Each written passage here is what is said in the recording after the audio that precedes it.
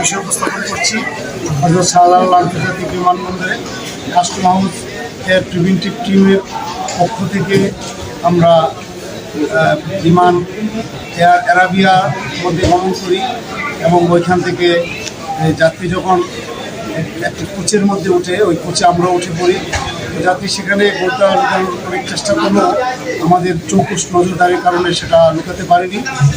পরবর্তীতে আমরা তাকে নিয়ে যখন অ্যারাবিয়াল গেটে এসে পৌঁছি, এই পৌঁছানোর পরপরই যাত্রীকে আমরা আমাদের পাশে রাখি।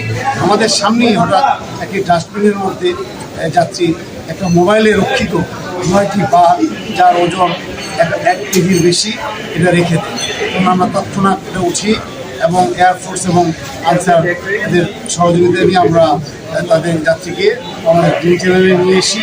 এখানে এসে তাদের বডি আর্চিও করি এবং এই যাত্রীর এই মোবাইলের মধ্যে রক্ষিত 9টি বার, যার ওজন 1 কেজি 44 গ্রাম, এবং তাছাড়াও আরেকটি বক্সের মধ্যে প্রায় 100 গ্রাম অলংকার পাওয়া যায়, আর মোবাইল পাওয়া যায় প্রায় 44টি।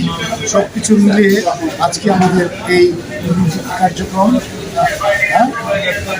হ্যাঁ, আর 3টি ল্যাপটপ, একটি ট্যাব।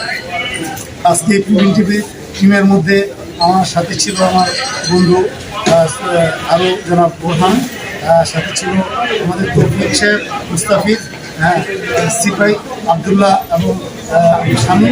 তাদের সার্বিক সহযোগিতায় আজকে আমাদের এই কার্যক্রম।